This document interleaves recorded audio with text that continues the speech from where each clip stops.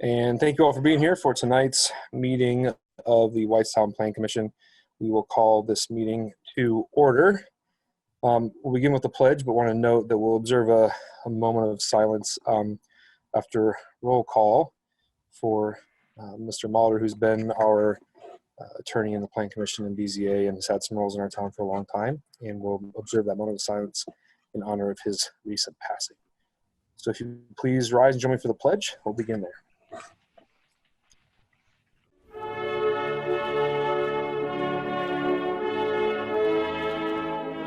I pledge allegiance to the flag of the United States of America, to the republic for which it stands, one nation, under God, indivisible, with liberty and justice for all.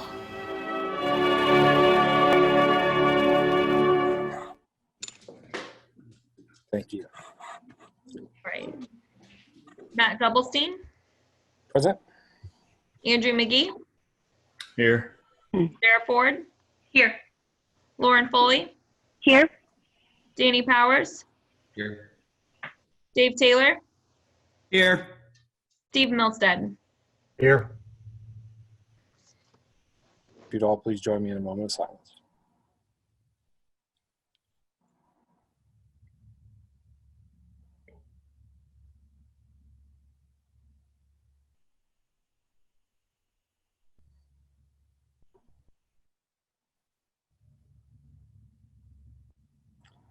Thank you.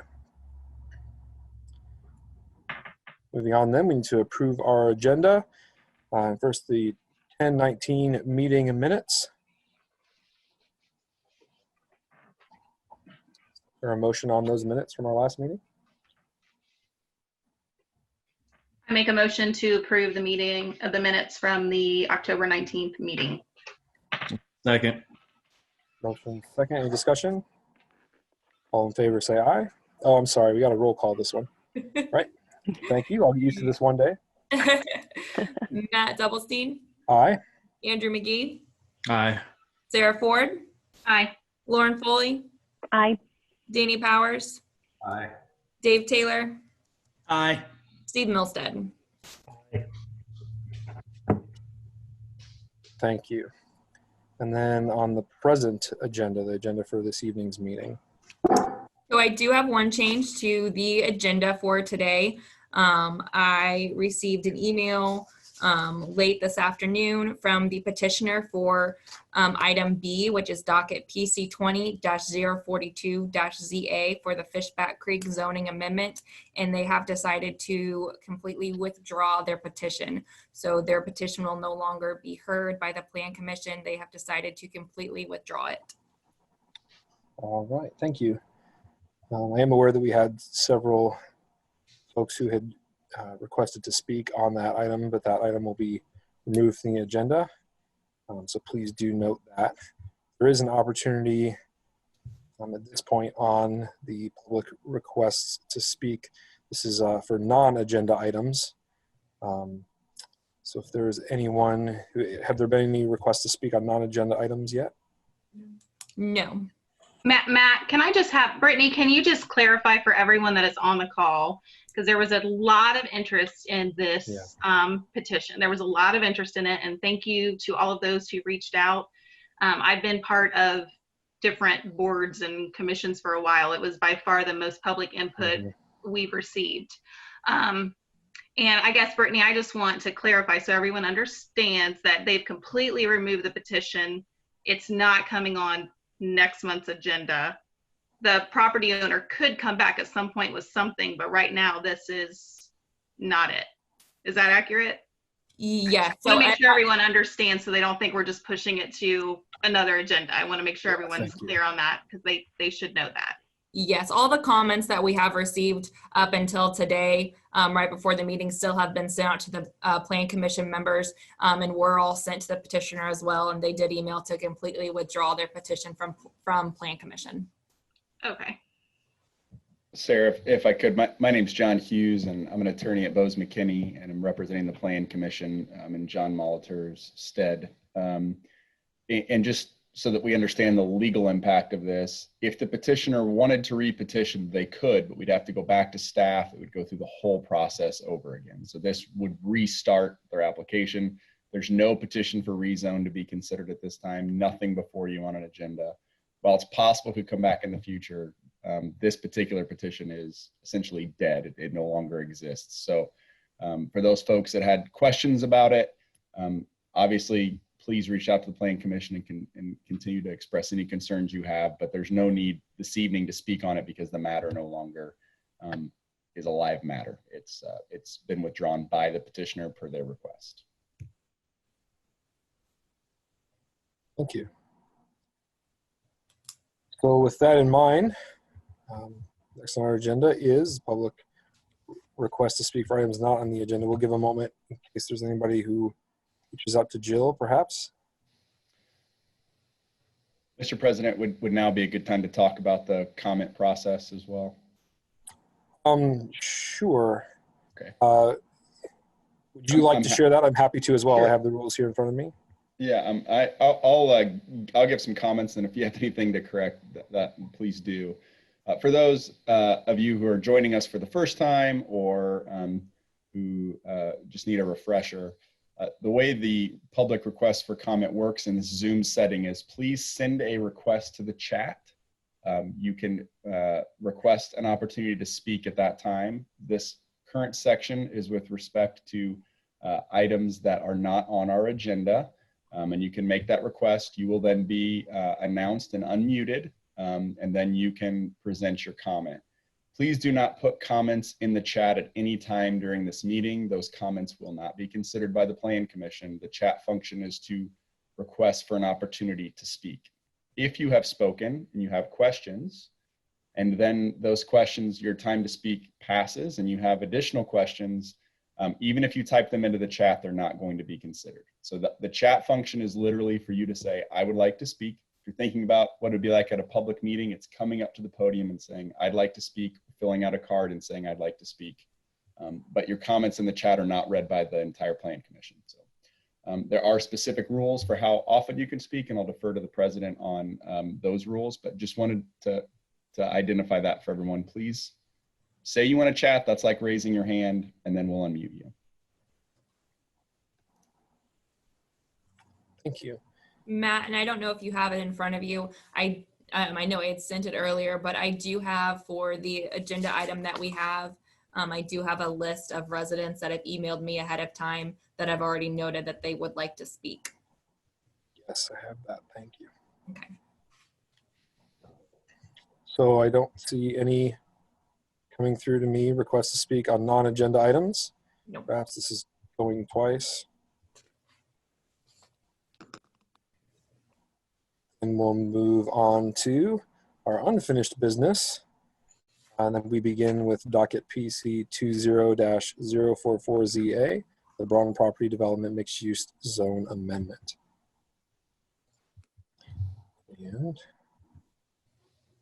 all right, so that's is the petitioner ready for a presentation? Brian Sheward.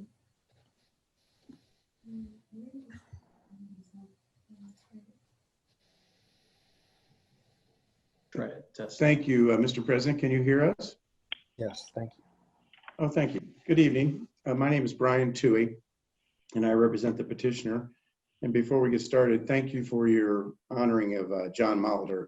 He was a terrific gentleman and a fine lawyer, and I've known him for about 30 years, so thank you for doing that. Here with me tonight is Steve Braun, who owns the petitioner company Braun Property Development, Adam Braun, who works with his father, and Brian Sheward. And thank you for hearing our case this evening. It's a rezoning petition, members of the Plan Commission, that involves about 440 acres. And the rezoning is from R3 and AG to MU core zoning, which is a new zoning category under your new Whitestown UDO. And we have submitted a PowerPoint. I think, Brittany, if I could trouble you to put that up, that would be terrific. I'll walk the Plan Commission through our presentation. Yes, I will go ahead and share that, Brian. Give me 1 second. Thank you, Brittany.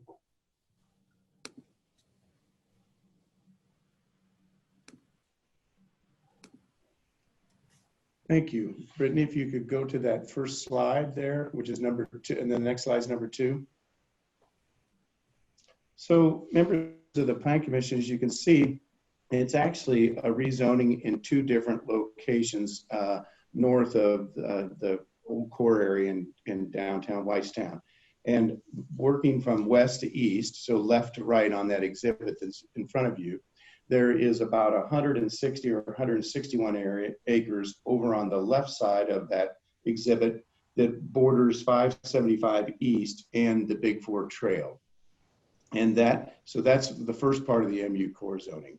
The second part is now go to the right side of that exhibit, and there's about 280 acres that border County Road 700 East and run on the east side of County Road 700 East to 200 South, and then down to 300. There's about 15 acres that are on the west side of County Road 700 East. And the Plan Commission will remember, I hope, that along the west side of 700 East, this same developer has already rezoned acreage all the way up to 200 in an R3 zoning for single family residential development to be known as Jackson Run. So this is the same developer that was and property owner that was before you for Jackson Run, and he's back with this MU core rezoning this evening. So if you divide it up, there's about 75 acres on the left side of that exhibit that borders the trail side, or borders trail side, which is a PUD on the east side of that. And then on the left side of the exhibit, on the south side of the trail, so that's just north of the firehouse there on the west side of town, there's about 86 acres. And those properties are not in town yet. And so we've asked the town council to annex those in. So any zoning approval would be subject to the annexation of those 2 parcels coming within the town boundaries of Whitestown. And then the east parcel, which is about 264 plus or minus acres, that's east of 700, and it runs to 200 South. And then again, where it shows approximately 14.36 acres, that's just east of the Prairie Chase development and east of the Lions Park. And Brittany, could you please go to the next slide? So that's a photograph, members of the commission, looking back towards town. In fact, you can see the water tower in the background there. That's the east side of 575. That's that property that would be the westernmost MU core piece. The next slide, please, Brittany. That slide shows the Big 4 Trail heading into Whitestown, and on the left side of that Big 4 Trail would be the westernmost piece of this MU core zoning. Next slide, please. Now we're heading back over to the east side of the MU core zoning, and that's 700 South that you see there. And that photograph was taken actually from 200 South, looking south towards town. And so on the right side of that photograph where those telephone poles are, that's the Jackson Run North subdivision in a residential neighborhood that the Plan Commission recently rezoned. And on the left side is where this MU core zoning is requested this evening. And I'll show you in a minute what the plans are that will go into that property. Next slide, please. Thank you, Brittany. So that's looking straight south from 200 South towards town. 700 would be off to your right on that photograph. Next slide.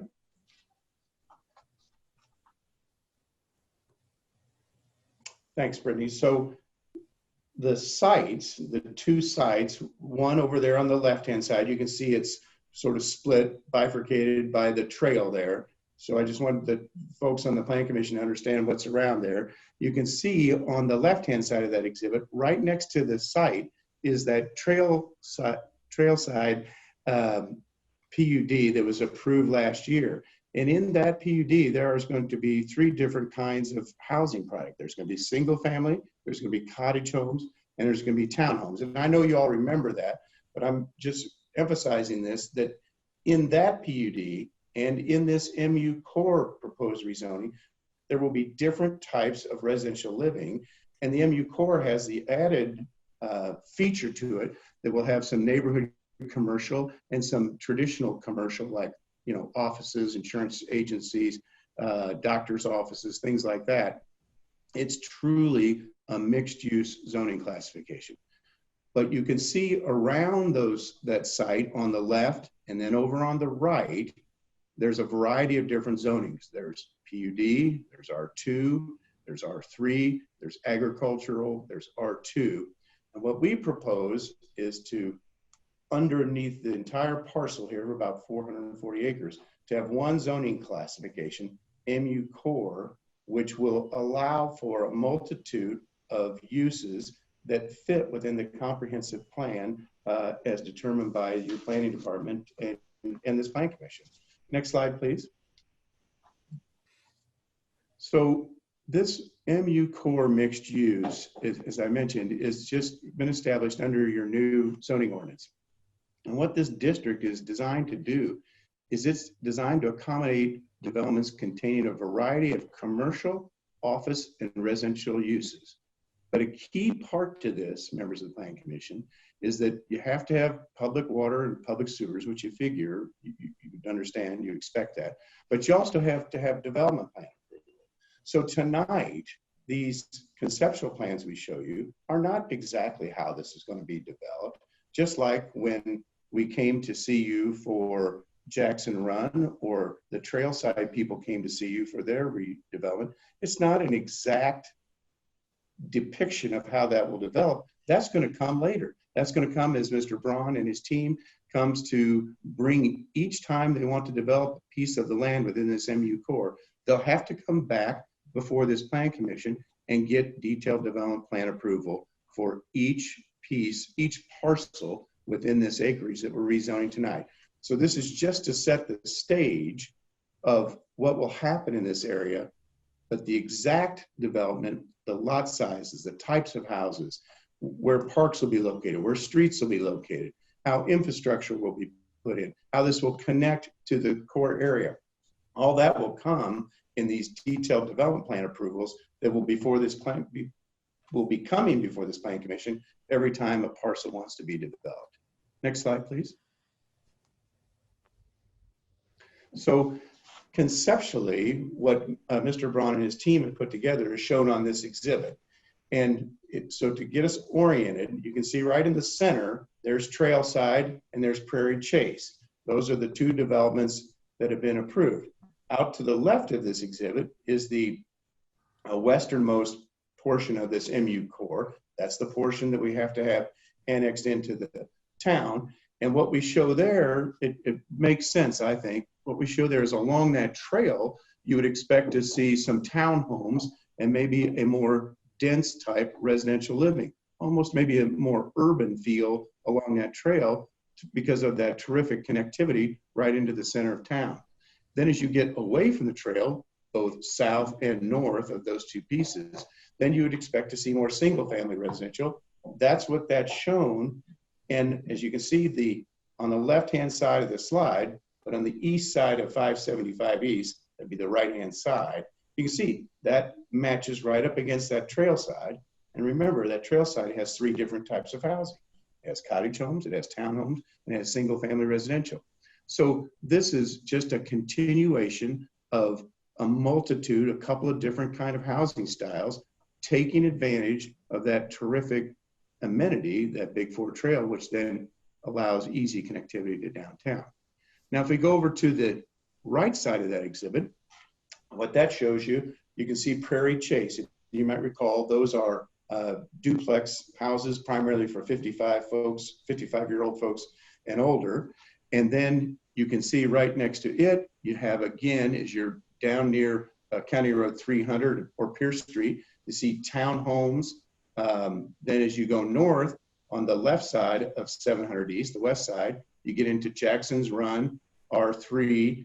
And I want to talk to you a minute about a significant amount of open space that will be part of this MU Core development. But then as you go on up to 200, again, you see single family residential. And when we came in to rezone the R3, Mr. Braun, then when he came in for platting, also brought in detailed exhibits that showed how the lots would be laid out, how the streets would be laid out, where the sidewalks would be, where the common areas would be, and showed the Plan Commission the type of homes that would be built in there. Now let's go across the street to 700 East. And as you can see, down by County Road 300 South, which is also known as 146th Street, that's really the northern entrance, will be the northern entrance into the town of Whitestown. And as you would expect along a street like that, the plan provides you'd have commercial, neighborhood commercial. You wouldn't have industrial. There won't be warehouses down there. There won't be truck generating kinds of uses, but there will be things like barber shops, beauty shops, coffee shops, insurance agency, drug stores.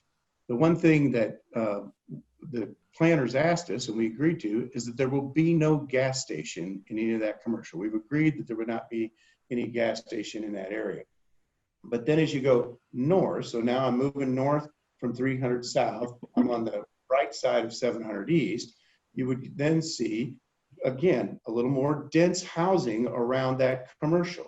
That's what you would expect. You'd expect to see some multifamily, maybe some high quality apartments right there against the commercial. And then from there, you might go to townhomes, whether they be condominiums or co-ops.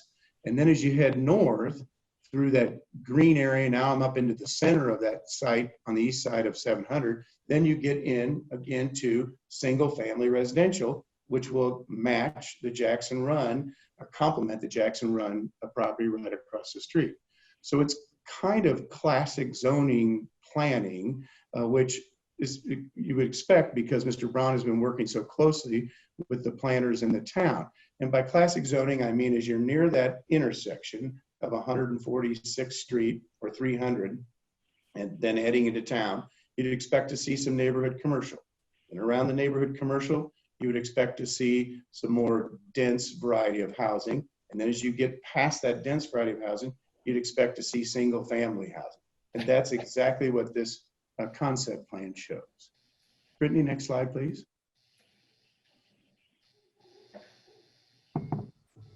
Thank you. So this is just zeroing in. Again, this is the west side site. This is the site that needs to be annexed in. See, there's more dense housing against the trail, less dense as you move away from it. And that's right next to that trailside neighborhood. You can see that right below that bubble where it says West 2 properties, 78.49 acres. Next slide, please. Again, this shows the overall. You can see where Prairie Chase is there on the left-hand side of that slide, up against the west side of this, the Jackson Run development, and then the Lions Park is right below that. So Mr. Braun and his team have been meeting for, I think, about a year now with the parks folks in Whitestown and with the planning department to come up with a park amenity, a green space amenity that would serve all these folks that are going to be eventually moving in here. And by the way, this isn't something that's going to happen next year or the year after. This could be 10 years out. But he's very carefully put together a preliminary plan to preserve about 56 acres of green area, which I'll show you the next slide. Next slide, please. Sir, I want to just take a moment to observe that we're running close on time that we allot in our rules for the presentation. I'll finish up quickly. Oh, very good, thank you. Thank you. So you can see this plan. So there's about 54 acres, and maybe I'll just cut to the next slide because that really shows it better.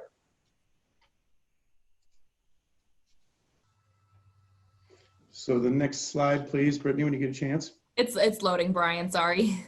Thank you. It's got all these colors in it. Probably it's taking longer to load. And you don't need to apologize. I appreciate you doing this very much. Okay, so this really is this is a best exhibit. So you can see over on the left side, you can picture where Lions Park is. What Mr. Braun, as part of his development, has shown is that alongside it and alongside Prairie Chase, there would be this green area. And this green area would run all the way from just north of Pierce Street, almost all the way to 200 South. The idea being, members of the Planning Commission, that people that live near 200 South in a home could get on a trail and come all the way down to right there into Lions Park. And in that trail, they could ride a bike, they could run. There are places you could fish, there are overlooks, there are bridges. This would all be part of the plans as they would come in on detailed development plan approval, and which we think is not only a terrific amenity for this MU core, but a terrific amenity for the Whitestown in this section of Whitestown. Next slide, please.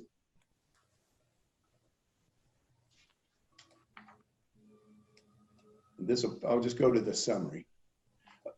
So this is in Gateway, Eastern Gateway Mixed Use Area 6. It contemplates a mix of residential uses and single family product, condominiums, townhomes, and multifamily product. That's what we've shown you in that MU core. Next slide, please. The staff says that the subject rezone meets the goals of the comprehensive plan and as well as portions aligning with the future land use map. The staff also comments this development is a gateway into the legacy core in the northern district of Whitestown from both the east and the west, and will help improve the local infrastructure of that area. And then my last slide. So members of the Planning Commission, again, thank you for your time in hearing this case in these extraordinary circumstances. To sum it up, this rezoning meets the goals of the comprehensive plan. It's a gateway into the legacy core. The MU core district is designed to accommodate developments containing a variety of commercial, office, and residential uses. That's what we propose. The MU core matches the goals of Special Development Area 6. It will result in responsible growth and development, and it provides for continued development plan review by the Planning Commission for future development. Thank you for your time this evening. Yeah, thank you very much. You're just about spot on there with some of those transitions. Thank you for minding your time. I appreciate it. Next in our rules is the staff report. Staff comments. The rezoning process is a legislative act. The Plan Commission will make a recommendation to the Town Council. Town Council will make the final decision. Because this is a legislative act, the Plan Commission can require certain commitments can be made that run with the land. The subject rezone meets goals of comprehensive plan as well as portions aligning with the future land use map. This will be the first MU core zoning that Whitestown has had since the new zoning ordinance was adopted September 1st, 2020. This development will be a gateway into legacy core and northern district of Whitestown from the east and west and help improve local infrastructure of the area. Planning Commission should review the decision guideline and above staff comments when making their decision of favorable or unfavorable recommendation to the Town Council, who then has the final say. Thank you. Next would be the public discussion, where members of the public can provide comments, questions on this matter. Our rules say we have 20 minutes, and we've got 6 folks who already have requested to speak. So I think we'll ask that those who have already submitted, and I'll call your names here. If you keep your comments to 2 to 3 minutes, that'll still give us a couple minutes at the end if there are additional folks who might like. How does that sound, Brittany? That sounds good. And in that email that I sent you of everyone that I had received comments from that wanted to speak, at the very end, the person who had not said which item they wanted to speak on, they would like to speak on this item. Okay, make sure I have that. And this is just a friendly reminder to state your name and your address at the beginning of your comments. All right, very good. So the first person on my list I have is Mike Farrell.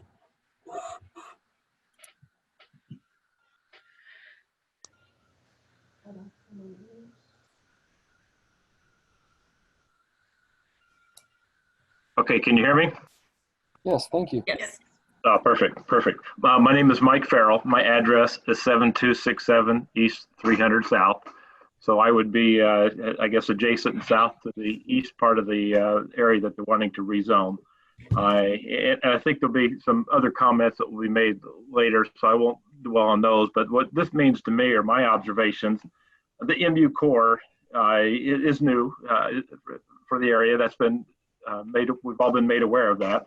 And I know that Mr. Braun bought this property with the intentions of developing it before that MU core existed. So he clearly has many potential plans, and he's not necessarily tied into the MU core. That's just one of the potential possibilities that he's looking at. That's what he's proposing tonight. Within his development, and it's all preliminary at this point, so it's all subject to change. It's a skeleton at this point. There's not much commitment. I don't know exactly what we would be taking exception with, but the concern right now is what it could become. Within his development, he's showing separation between the high density, the commercial, the high density housing, and further away, he's showing the R2 kind of housing. And that certainly makes sense, but he's putting this right up against R2 areas, of which I'm a resident of, and it would be an objectionable neighbor to my property. And I don't think it has to be that way. I think the MU core is probably a more logical classification to be used, I'll say near the interstate, where we have high commercial industrial properties now. We have the interstate. It seemed like that would be a good buffer to transition into, say, R2, less dense, tight neighborhoods. We're in the country now. This is the gateway to our community. If you go down 146th Street or 300 South to the east, there is just nothing like this. It's a nice home, nice home, nice home, and poof, we'll come to Whitestown and have a high density business and the housing as well. So my concern is what the high density portion of this could bring, as well as the commercial side. And it's just undefined at this point, but I think it's opening the gateway to problems. Thank you. Thanks for your comments. Next would be Charlotte Graham.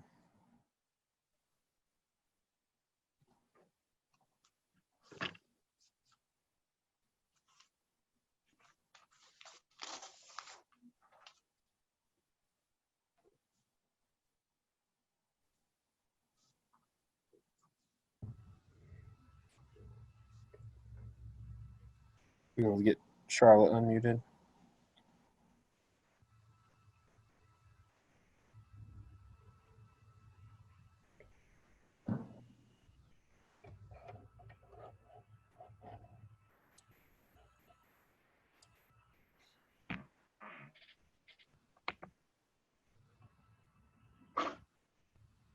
Charlotte should be unmuted.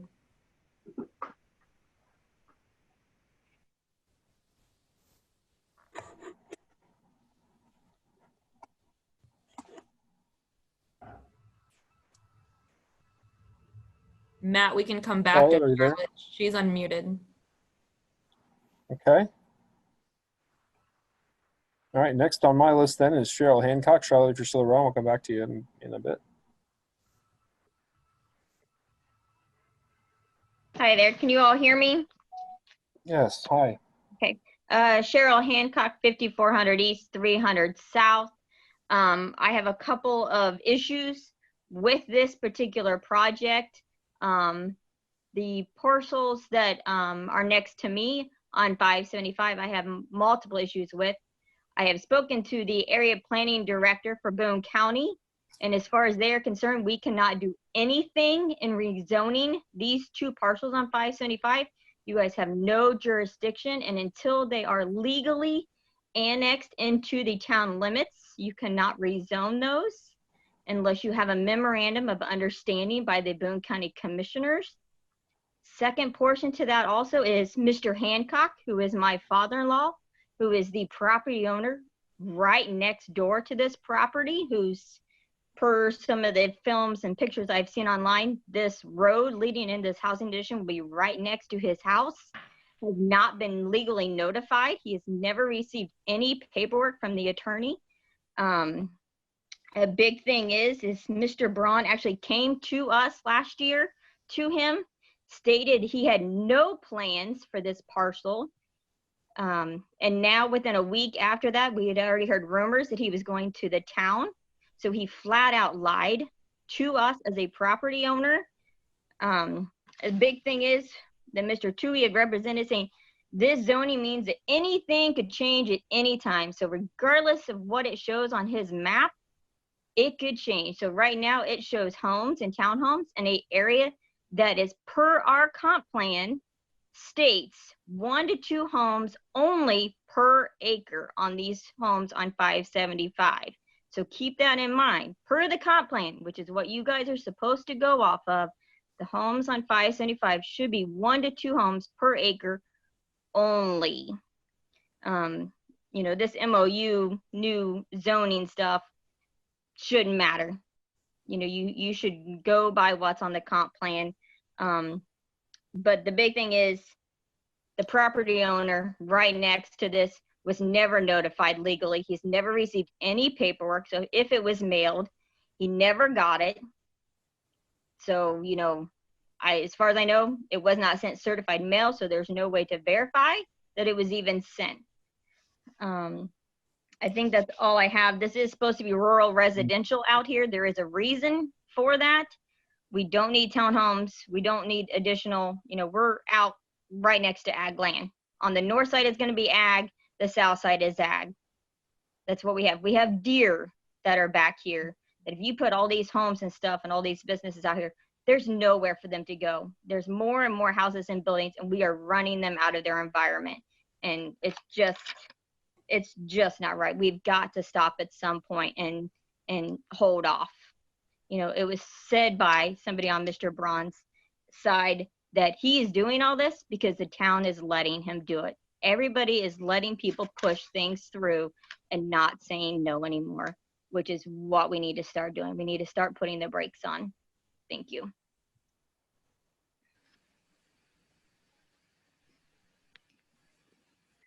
Do we have Charlotte back? Can you hear me? Is that Charlotte? Yes. You can hear me? Okay. I think it was my user error there. My name is Charlotte Graham. I'm at 2957 South 700 East. A lot of what Cheryl Hancock just said, I agree with. I am, according to Mr. Braun's plan, I will be encompassed in commercial development, which I don't think is a good idea for me. We got commercial, we have everything we need at Anson. They're building stuff at 421 and 146th Street. I don't think it's a good idea. And I agree that you guys need to look more into what is going to come around here. You need to, I don't know, trust your citizens or take care of your citizens more than the developers. We've been here longer than he has. I don't think you have our best interest at heart. And that's all I have to say. Thank you. Is it Richard? Richard, is it Waddell? Waddle? Forgive me, sir.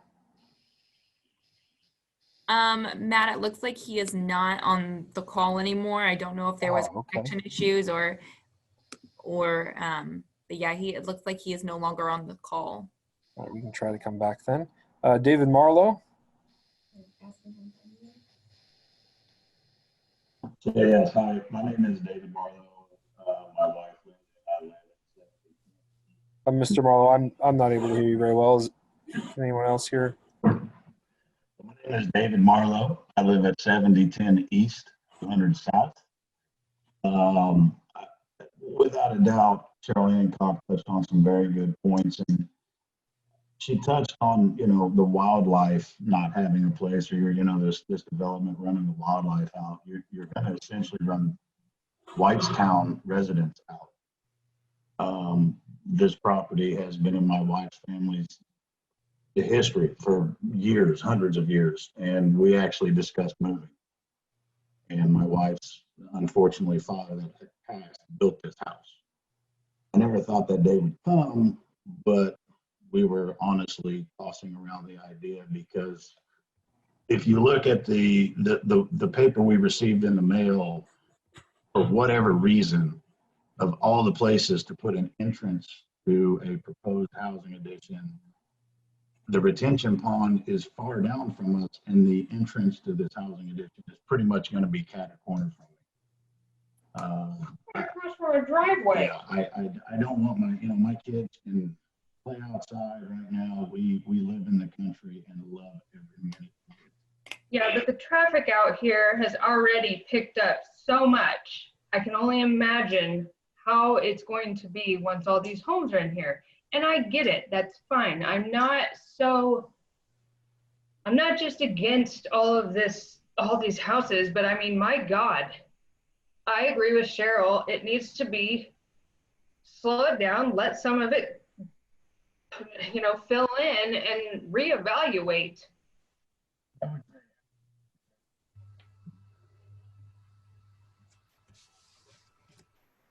All right, thank you.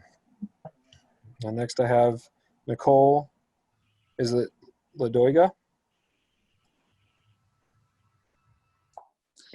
Hi, can you hear me? Yes, thank you. Okay, you were close. You're close. Oh. My name is Nicole Ladiga Lothian, Oh, and I'm thank here you. with my husband, Eric Lothian. We live at 7367 East, 300 South in Whitestown. We would be right across the street from the east portion of the development. While we're not explicitly opposed to redevelopment on this property, we are against the proposed zoning at this time, as the application lacks significant development details, plans, and timelines. Given the lack of plans for this development, a zoning postponement would not be detrimental to the developer nor the comprehensive plan. It would allow the town citizens and Braun Property Development to have a meaningful conversation in which both parties may benefit. At this time, the developer has indicated open dialogue will occur as opportunities arise. We welcome this. However, once the zoning is in place, the developer has no incentive to team with his neighbors, and we lose the opportunity to ensure suitable compromises are documented or observed. In less than a week, approximately 30 community members have sent letters to the commission and council expressing the same sentiment, so the community concern is evident. The town of Whitestown has limited opportunity to ensure this rezone is duly inspected and executed to wholly represent the soul of our town in a key corridor entrance coming from Zionsville and Carmel. As neighbors to this property, property owners, citizens, and voters in the town of Whitestown and Boone County, we respectfully urge the Plan Commission to decline a favorable recommendation until a detailed development plan is submitted, essential reviews have been conducted, and proper commitments are documented appropriately to address concerns raised as a result of an in-depth assessment. We duly support Whitestown becoming a world-class community while maintaining its small town charms. We should be holding our town and our developers to a higher standard. In this, we will truly be better together. Thank you, and I appreciate your consideration.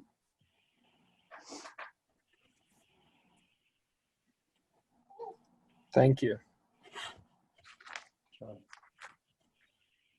Next I have Marsha Ward.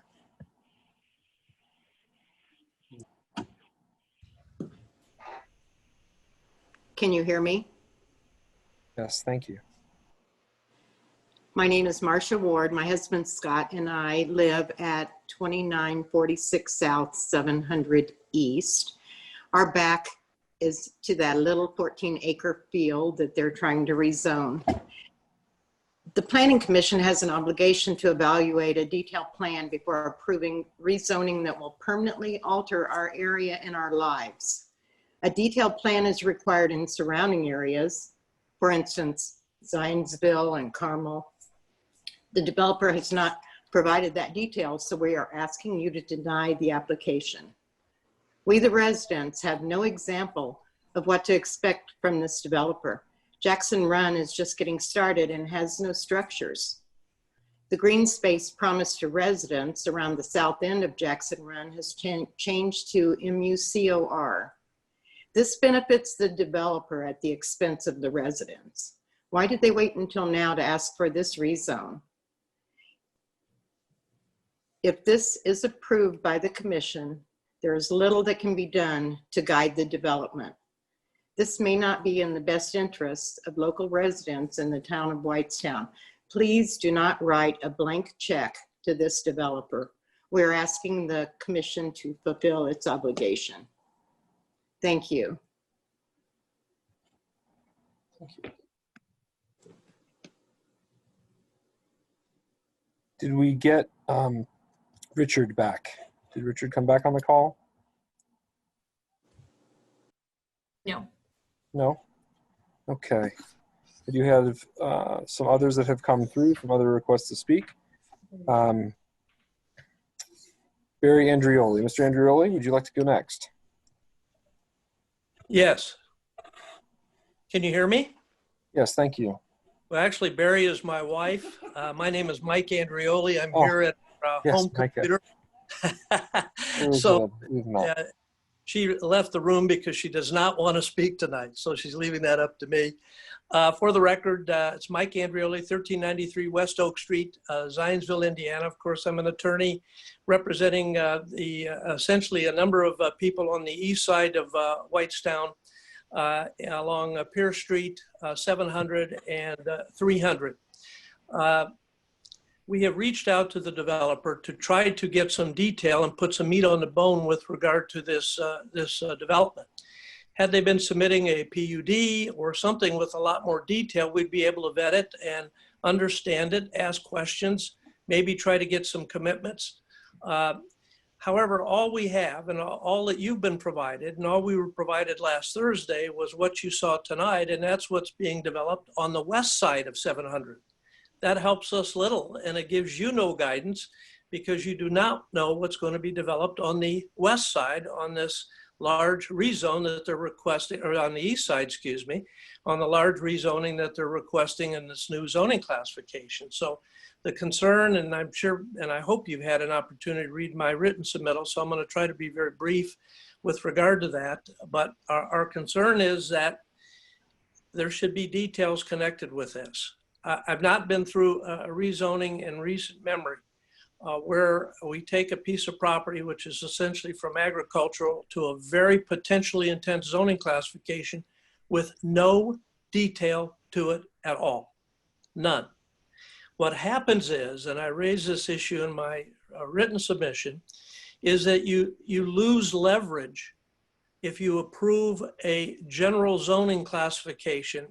And in this pretty picture that they presented, we don't even have acreage for each of these particular proposed sites. If you got a multifamily site, we don't know how much acreage that is.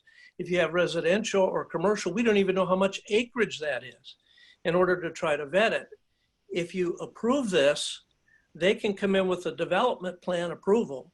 That is a ministerial act, ladies and gentlemen of the Plan Commission, and your counsel will advise you with regard to that. The case law in Indiana is replete with challenges with regard to ministerial acts of the Plan Commission, and you really have very little choice to insist that the developer do certain things as may be raised by community concerns, in that once the property is zoned, they have a wide range under your MUCOR classification to put all number of things and all number of densities. And your density can be 50 units an acre.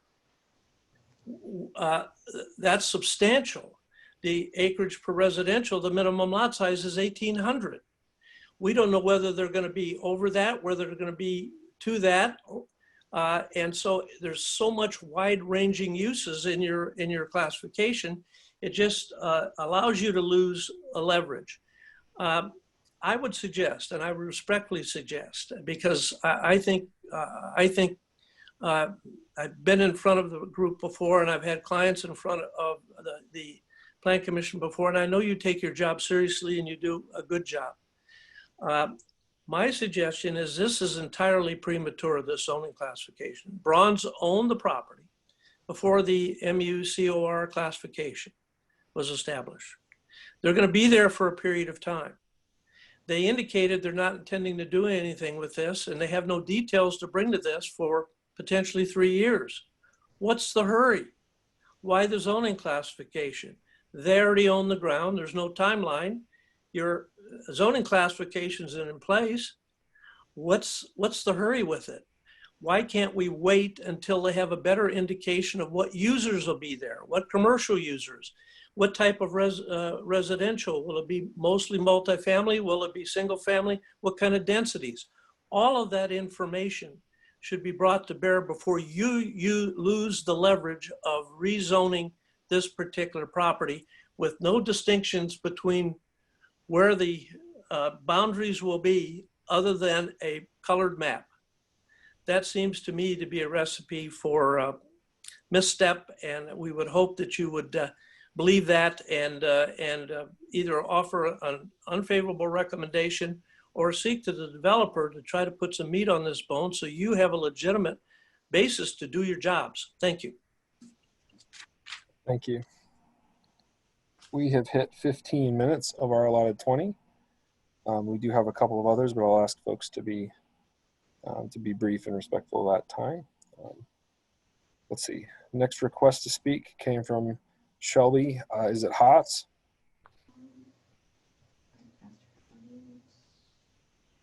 Yeah, Haas is right. Great. Hello. Hi. Okay, so I won't repeat really what everybody else has kind of said, because a lot of what I would say has already been said. But I guess my big question is, has anybody been? If you would please, I'm sorry. Could you say your name and address again, just for the record? Oh, sorry, Shelby I'm Haas, sorry. 3352 Firethorn Drive. This is Eric Haas, same address. Thank you. So my question is, I don't know if anybody's actually talked to the school districts about this, because we already have so many houses like going in right now. Ground's already broken. It's already happening. And if we approve even more housing, what is that going to do to our school district? I mean, I'm not a part of the PTO, but I sit in on meetings and I try to help when I can. And I just have a concern for that, because I don't think that there's a lot of room for growth at our elementary school. At Prairie Worth, I know they would like to make some changes to the buildings, and they can't because they're waiting to see, how many people are going to be coming in. So it's just frustrating, because I would like to see, improvements made for my kids' school. What am I trying to say? That they're not necessarily adding more rooms, because I like Lebanon. I like the size of Lebanon. I understand there's growth here and there, but this is crazy growth. It's crazy fast. And I don't know that the school district is able to handle it right now. So, I mean, my big question is, if this gets approved, somebody needs to really be sitting in and talking with the school district. That's just a concern I have. Thank you. The last on my list of requests to speak is Joe Davidson.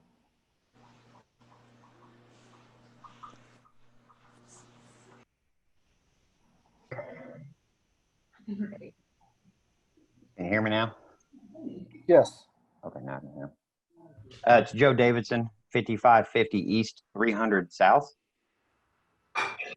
My big concern here is the properties on 575, mostly. I'm going to agree with everything Cheryl said.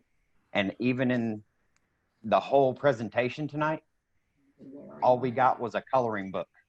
We didn't get any plans. We didn't get any specifics. We didn't get anything.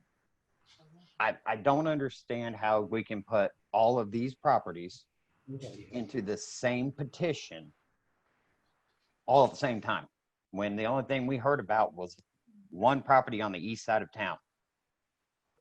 That's just, I don't know what that thought process was, other than Ron can get anything he wants over here because he never told you what he was going to do. Has traffic studies been done? Has rainwater runoff studies been done? Has any of these things been done? Because 575 is a gravel road. It's not even paved. How are all these issues going to be addressed? Because again, there was no detail to any of it. So that's all I really wanted to say. And Whitestown is not Indianapolis. We don't need insurance agents and haircut places on 146th Street in the middle of nowhere. So thank you. Thank you.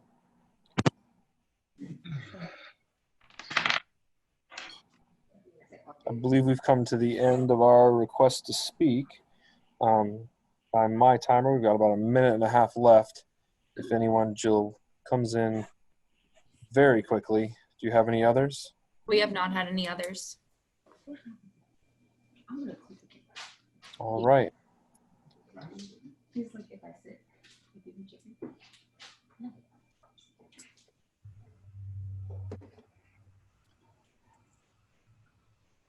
Thank you. Then we'll close the public hearing and return to, close this public discussion and return to the petitioner for closing remarks. Sarah, I wonder if you'd, I imagine you've been keeping notes and you might have a few things to add in response to some of these comments and questions. You'll have 5 minutes for that here at this time. Thank you very much, Mr. President, members of the Planning Commission. I will take them in reverse order if that is okay with you. So Mr. Davidson and Ms. Haas essentially questioned, Mr. Davidson questioned all he got was a colored plan. And he wondered if there'd be traffic studies or rainwater studies. The answer is, of course there will be. There was traffic studies done when we did Jackson Run. And when we come back in for concept plan approval and detailed development plan approval, this plan commission, this planning department will have another layer of review of what we propose to put on any parcel of this land. And so to say that we're just getting a blank check or there's not enough meat on the bone in this case is just not accurate. We have to come back before you. And to say you don't have any leverage over Mr. Braun, that's not close to accurate. Your community will have to give Mr. Braun a building permit to do the first bit of building in this rezoning. And so there's substantial leverage. And we got to this point, that is this point of filing this case, after working with the staff for a number of months and spending tens of thousands of dollars coming up with plans that the staff could support. And the reason the staff could support it, members of the Plan Commission, is it meets your comprehensive plan to a T. It says this area is anticipated to include a collection of offices, service retail, commercial retail uses, technology-focused businesses, and mixed density residential. That's exactly what the MU Core zoning classification delivers. And if you look at the MU Core zoning classification, it says that development in this district requires connection to public water and public services and development plan approval. It's required. We can't build anything until we come back before this Plan Commission. The next, again, going in reverse order, the next neighbor, and we greatly respect their views of this. Mr. Braun, when he did the Jackson Run development, held a neighborhood meeting at the golf course, the Golf Club of Indiana. It was very well attended, and he laid out exactly what he was going to do. We had a Zoom call with 5 residents the other night, organized by Mr. Andreoli, and we were more than willing to answer their questions, more than willing to meet with them. But when the comment was made that there's never been a rezoning like this or words to that effect, of course there has been. Rezonings are done all across the state of Indiana on parcels of land with no plans whatsoever.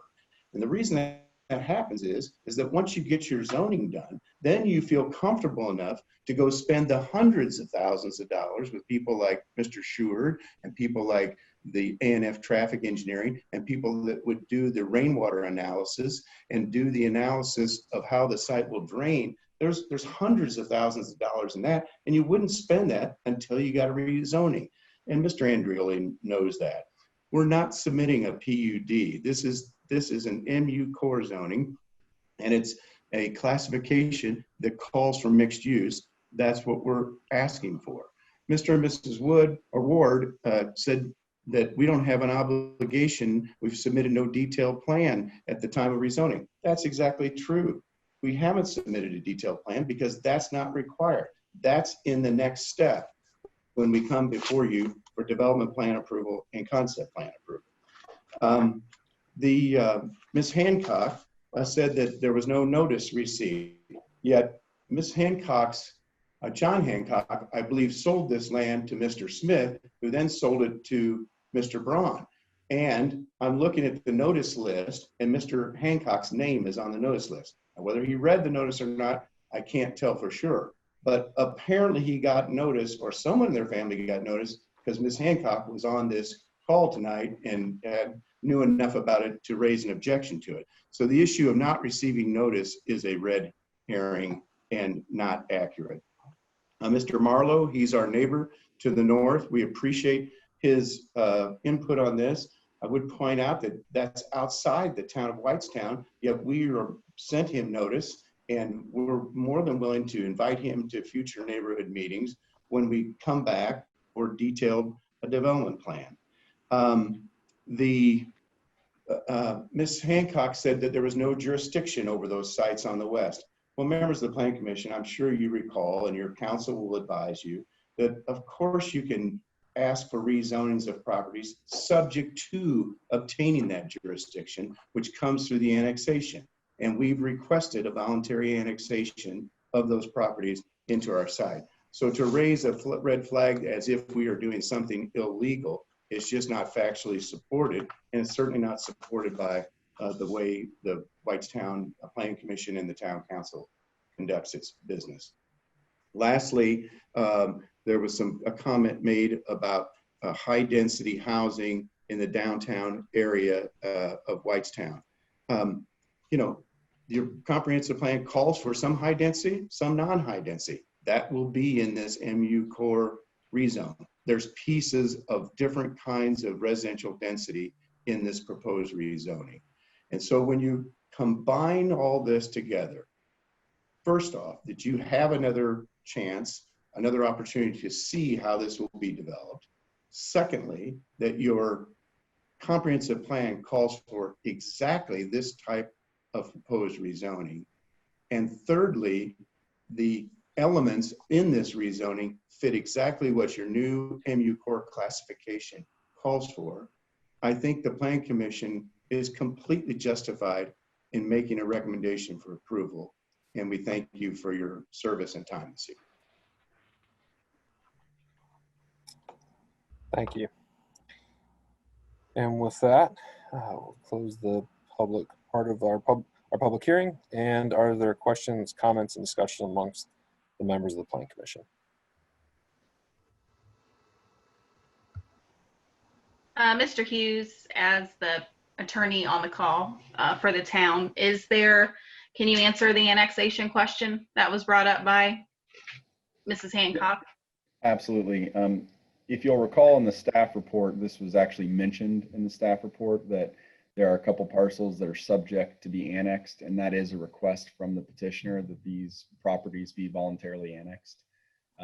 Your approval of rezoning would be subject to the town, as Mr. Tui indicated, subject to the town following through with that annexation.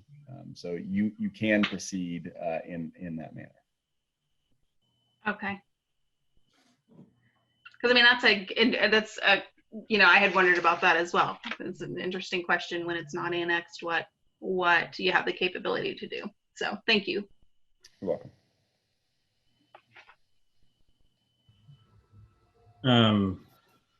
I have a question in regards to the 14-acre piece on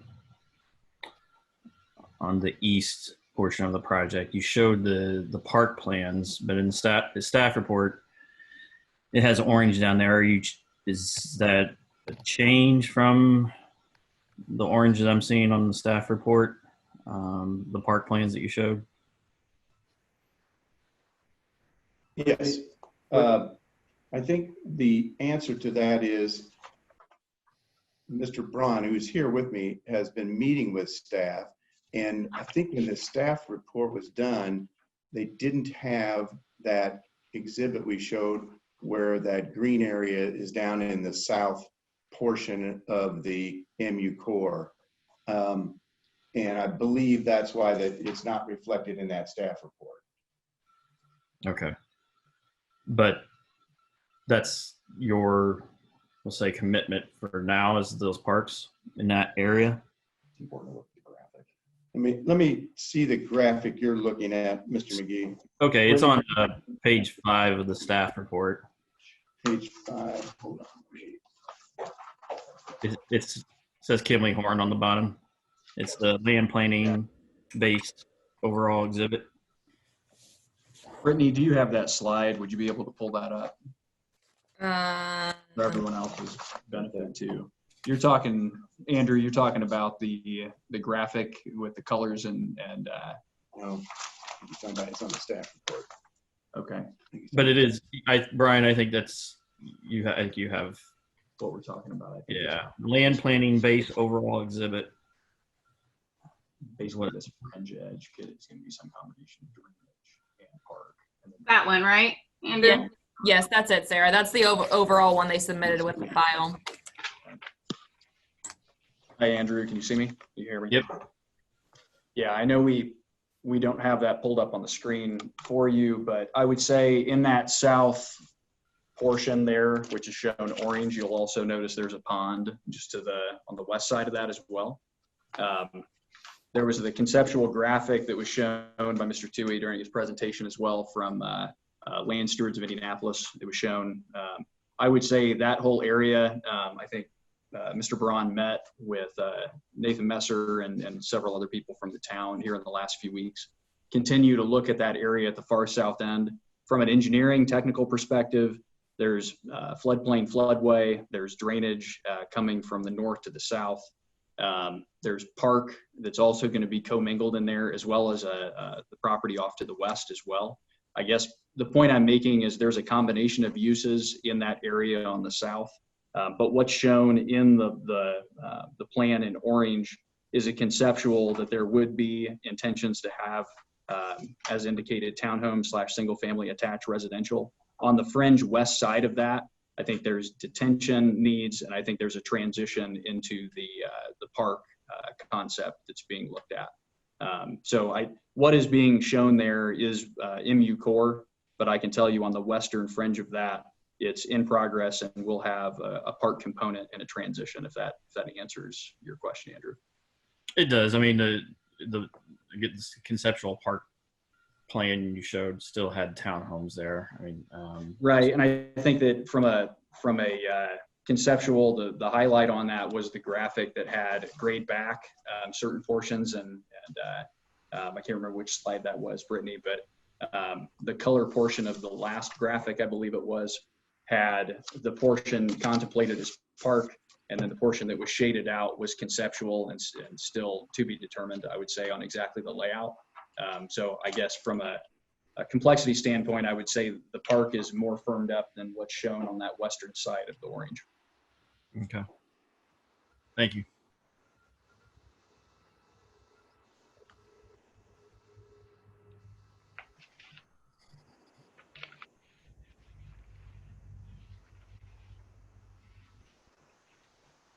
Any other questions, comments, discussion from members of the commission? Yeah. So regarding A and B, that in the comp plan is residential. I know that within MU core, residential is included in that, as well as other things. It will be easier for the plan commission when MU core is included in the next comp plan. I assume that's how that will work. So I understand that residential is included in that, but other things are as well. So I get the concern about, it could be residential because it's included in MCOR, but it could be other things too. So I guess, right now we're looking at this and it's showing that the petitioner plans on residential there.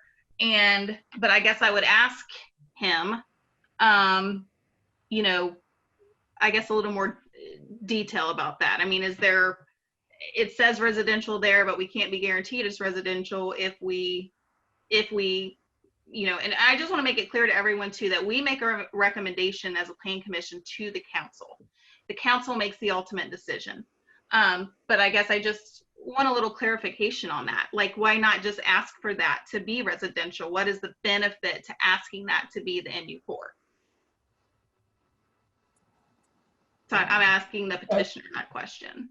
Yeah. Because I want to know, what is the benefit to do that? Yeah, thanks, Sarah. Thanks for asking that question. Steve Braun here. Thanks everyone for taking the time this evening.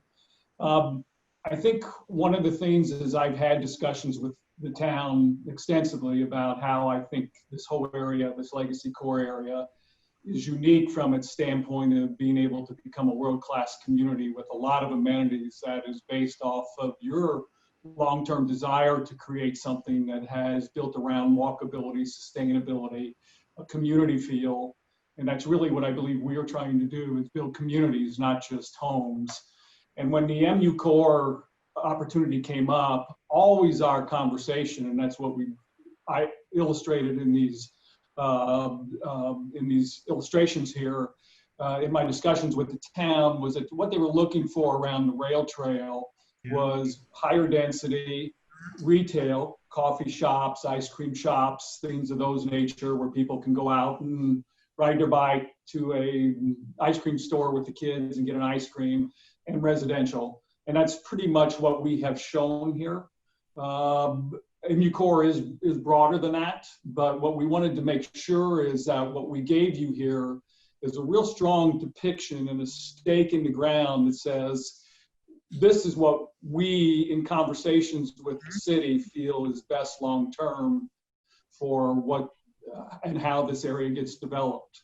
So that's why we put this together. We know that this is a stake in the ground. This is something that we have looked at, and we put a lot of thought in working with Kimberly Horn in terms of putting this together as it relates to what does make sense as to how we translate this MU Core into ultimately what we want to do. So with that in mind and all these conversations, I do feel like what we have illustrated here has a lot of perspective as it relates to what the town is saying that they want to do with their master plan, and that everything that we've done here fits into that long-term master plan. And what it's really given me an opportunity, everybody says, well, why do you want to do MU Core? Well, I think what it gives me the opportunity is to say, hey, if we all agree that we want this to be a world-class community down the road, then I want to throw ideas out there, including these plans, including paying for and commissioning the park plans, which I think are going to be a core asset if we pull this together for this entire area, for people who want to move into this community and have that walkability and sustainability and quality of life and village feel, community feel that you are all looking for as well. And I think that that not only benefits those people that move in here, but it also greatly benefits the local residents, because they're all going to have access to these same things. We all know this is going to develop.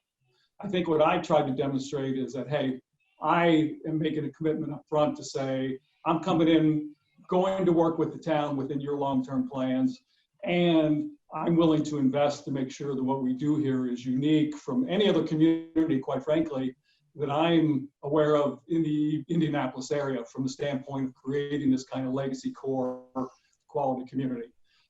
With that all said, I firmly agree with Brian that we do have to come back to you, and parcel by parcel, we got to bring back very specific details to you, and you will have the opportunity to be able to work with us and make sure that that's within the context of what you want to do as a town and what makes sense from our standpoint in terms of how we fit into that long-term plan. And I've demonstrated that I've made that commitment to date with these upfront investments to make sure we turn this into something special.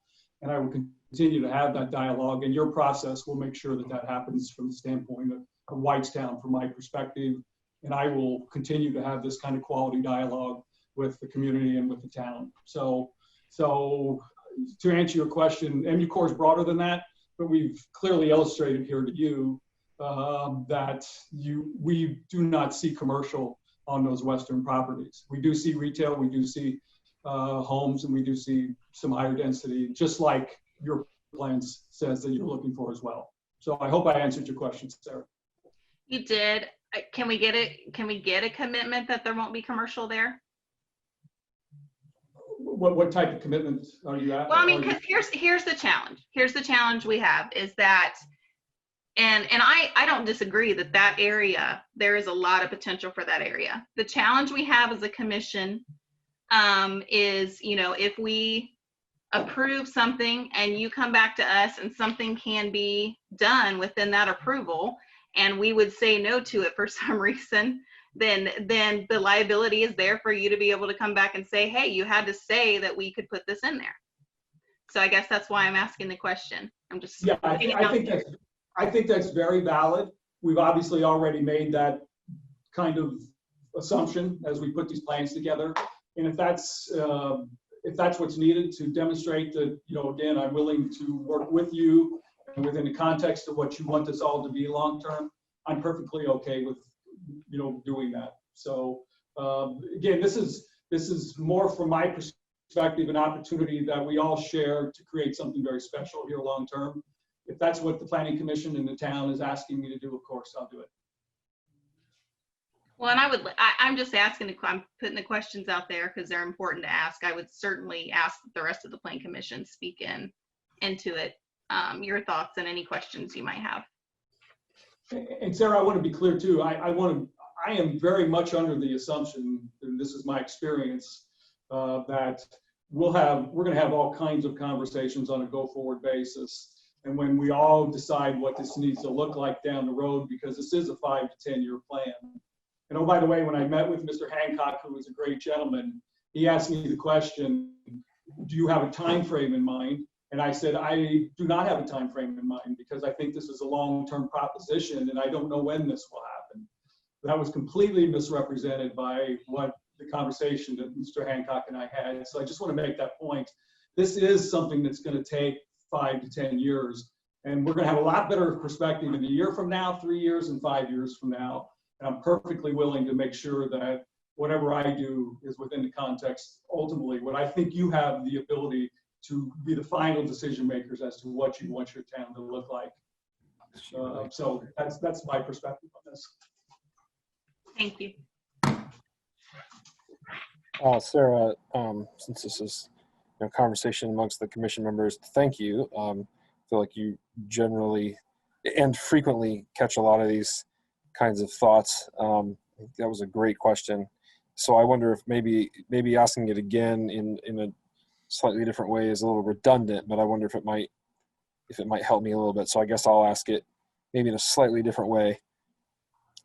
I'm not trying to again be redundant, but so why this rezone and not looking again? I think Sarah really did ask this, but maybe ask well, and not looking at individual sections or parcels for different, like this feels very much almost to the point of that PUD approach. Like, why not look at one of those individual or more sectioned off approaches to zoning? Why this ask rather than looking at a smaller level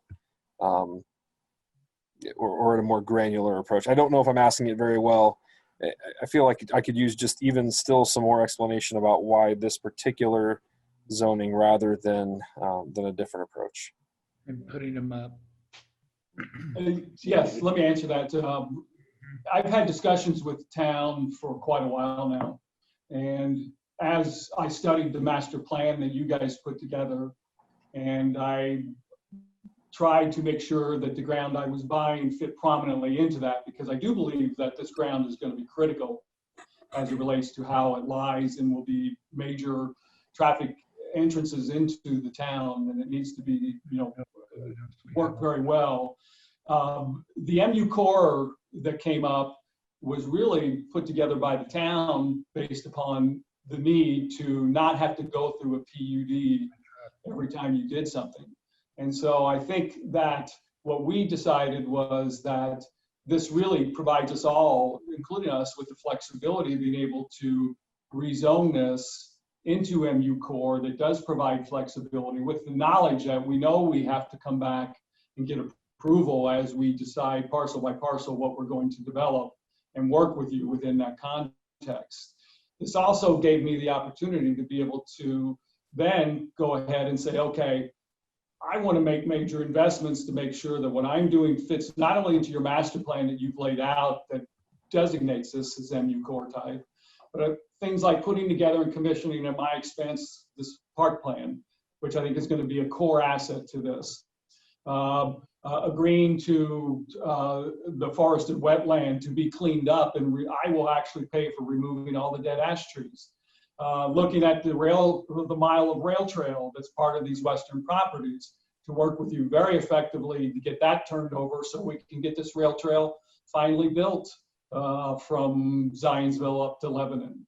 It was a critical component of what I looked at as I made my land purchase investment. So I think I can say that I've demonstrated that I want to make sure that I'm making the investments that allow us to take this to where we all want to go with it. And the MU Corps is your UDO that really provides that kind of support. Again, recognizing it's within your master plan. And we will have many, many more discussions as we come back with very specific plans that you'll be able to participate in and provide feedback on as we go through conceptual and plat approval through the Planning Commission. That's the reason why the MU Corps, the ability to get this into that at this stage within the context of being in your master plan, fitting into your plans, allows us then to work together to make sure what we're building out is commonly invested in, including me making those investments to work with you to make this into a world-class community. That's how I feel about it. So you've mentioned a number of items in that answer, you know, that appear to me to be further down the line, you know, that parks plan, the things you're talking about, the specific development of the rail trail. How does that fit into, you know, what Sarah talked about with commitments and like the stage that we are in now? How can the folks in the public that are here in this meeting, you know, rest assured or feel assured that those are things, if they value them, that are going to stick with the plan? We've had extensive discussions with Nathan and the Parks group and the general staff on the town plans.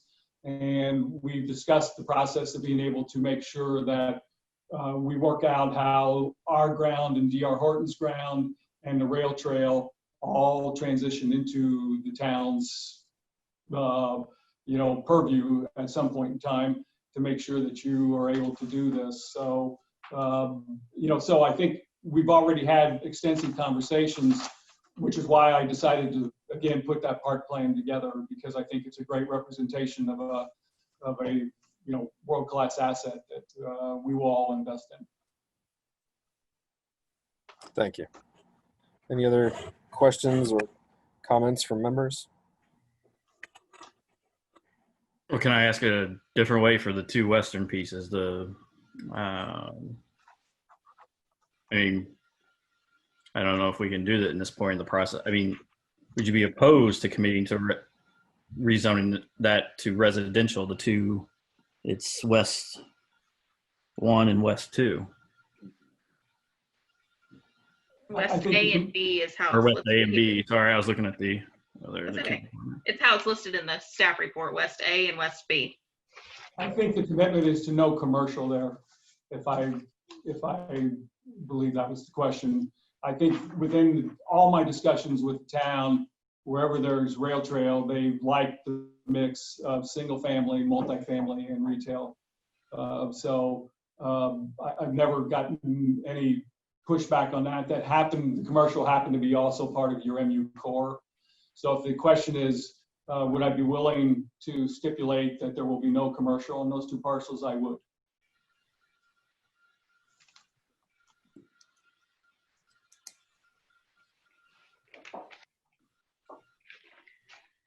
Danny Powers, the question always comes up about roads, and it's always a fair question that people have, you know, concerns about the traffic. So what is happening there? I know there have been studies, you know, give us an insight to how the town kind of goes about that. So when they come up with for a concept plan, we would also ask that they do a traffic study at that time, because they'll have lot counts and they'll be able to make projections on what kind of traffic that'll put on the roads, and then they can evaluate our intersections as well through the traffic study to make sure that we can maintain a acceptable level of service. And on those far western ones, you know, we know that there will have to be improvements to 575 as there is gravel once you get north of the rail trail. Two, the thoroughfare plan amendment contemplates some of this traffic, so that's why we've kind of went through and proposed those revisions that we voted on 2 months ago, just so that show we are having a plan for this extra traffic should it all develop. Does that answer your question, Sarah? Yeah, it does. I think a lot of times people just kind of want to know that it's on the radar.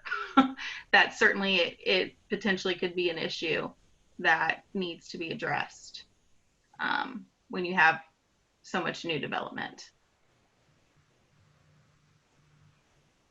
I apologize. It may be in the staff report, but to the petitioner, was there things in there about road improvement? I know the trail was in there, but is that addressed at all? Are we on? Yeah. So not yet, but Sarah, there is a gravel road over on the western parcel. Right. So we know that's not going to make it. And when we come in for a detailed development plan approval, I'm sure Mr. Powers will be asking for dedication of right-of-way so that the roads can be improved. And when we came in for detailed development plan approval on Jackson Run, we had to produce a traffic study. So we'll have to do that. And in any of those parcels that are brought in, there'll have to be discussions with the Danny Powers and his team as to what the road improvements will look like, sidewalk size, types of roads. We know that gravel roads don't serve subdivisions of residential development. So yes, there'll be road improvements and studies done to see what the necessary improvements will be.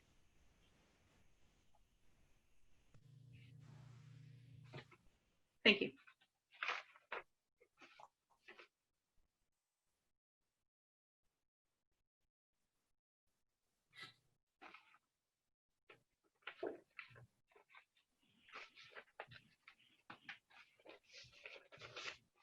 Are there any other questions or discussion?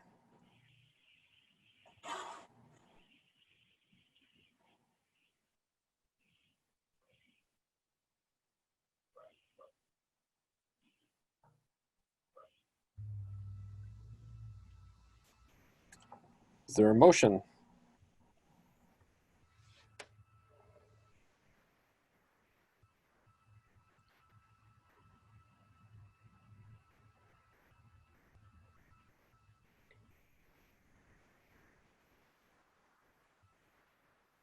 Okay, I'm gonna go back. Can we include so we're including the commercial, the no commercial, can we include the, and I'm not questioning the parks plan getting completed, so but is there a way to word it in there so that we know, because the parks plan is nice, and so is there a way to word it that includes, proceeding with a detailed parks plan and all of that as well, and, which also includes completion of a portion of the rail trail. Are those things that can be included in the motion, or do those go outside the boundary of what should be included? Or maybe at least the commitment of the acreage of the park were shown. Just say no. Mr. Hughes, Yes. I was just making sure that no other plan commissioners had questions. I think you can make a motion subject to the commitment that Mr. Braun has indicated. If the question is whether or not he's willing to make a commitment on the park, I think that's been the proposal, but I think I'd want him to make sure that he's on board with that and that he agrees to that commitment. And then you could make the motion subject to I think we need to be specific on what we're saying with commercial so that we are clear on what it is you want a commitment on, and then the commitment on the at least the acreage on the park.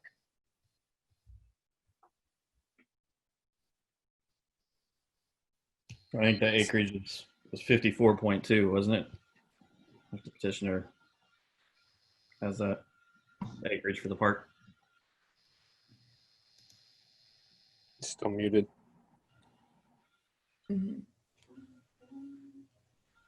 Still muted. Members, as far as the stuff with the park, I am going to ask if Nathan Messer from the town side will kind of speak on that. I know that Nathan in the Parks Department has been working alongside with Braun and some other developers in that area. So I'll let Nathan kind of speak a little bit to you guys about that. Hi, Commission. So yes, speaking on the park, and as you've seen, the plan has changed from, as some people have mentioned, from the original, what we were doing, because we were going to try and do this big park in light of COVID. We've gone with the more sprawled out, lots of separate recreation places. And that's the plan Braun's now submitted. we're working with Braun. We already have the agreement with Horton, and we're working through it with Braun. We have to figure out the value of that park.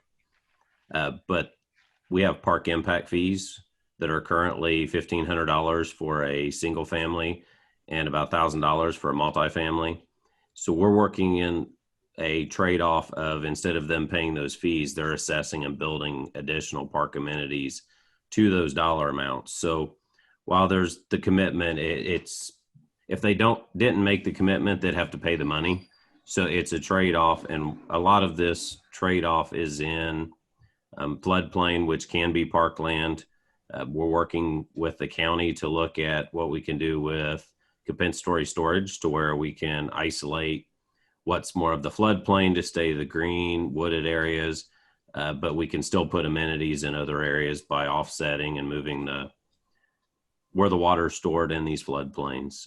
So I just wanted to say that we've worked and put a lot of time and hours. Savannah, I think she even may be on here. She's the parks director now and been working with Braun's team. But first thing he did when he bought the Smith ground was ask if we were interested in the trail, and if him purchasing that would help us get the trail completed, and has even offered to give that to us early if, as the Hinkie development comes down, if he's not to the point of developing, he wants to know a way to make that connection happen sooner than later. I just wanted to say he's been super helpful on the parks end, and while it's not in a full commitment and the paperwork's not there, I know we've been working on that commitment on the Jackson Run property, and I'm sure we'll get to that same point on the others. But I just wanted to voice that from the parks end. He's been more than willing to work with the town and go above and beyond on that aspect. And let me just quickly weigh in. Thanks, Nate, for providing clarity around that. We've had a lot of discussions for a long time.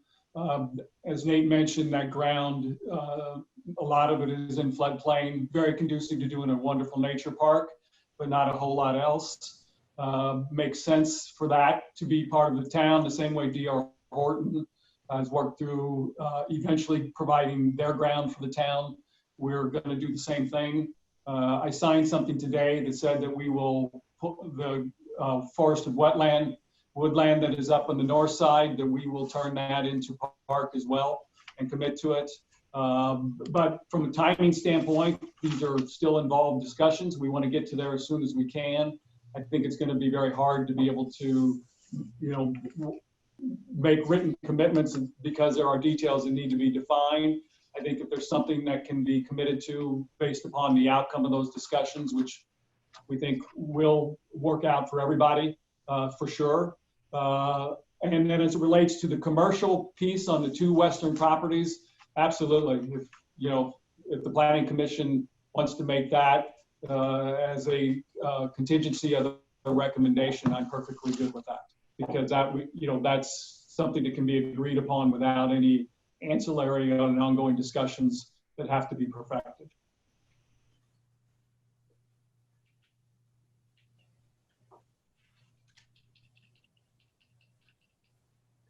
All right. Do we have a motion, or is there still anything to discuss? We do get this question sometimes, but I'll have it read. We do often get questions about the school system and the capacity of the school system. And I know I will defer to the town on that, those discussions. So I will say, when we have large projects like this with a high volume of residential, I know that the town does have conversations with whatever school district it does fall under. The town has already had conversations with the school board to speak with them about projects like this ahead of time. So they are aware, and we have had discussions regarding this.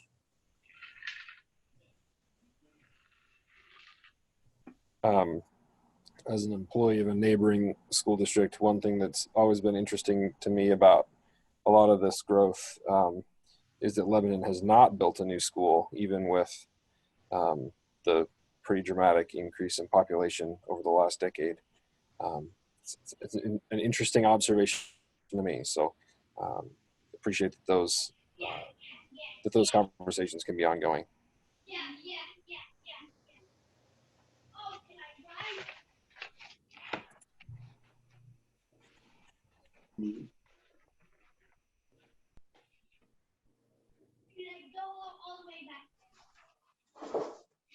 Okay, so this is one of our unfinished items. This is one that came from last month. We've been asked to provide a recommendation. Does anyone have a motion on a recommendation to the council? Mr. President, just the statute provides that there are 3 types of recommendations you can make: favorable, unfavorable, or no recommendation at all. It gets passed on to the council with a no recommendation. So those are your three options.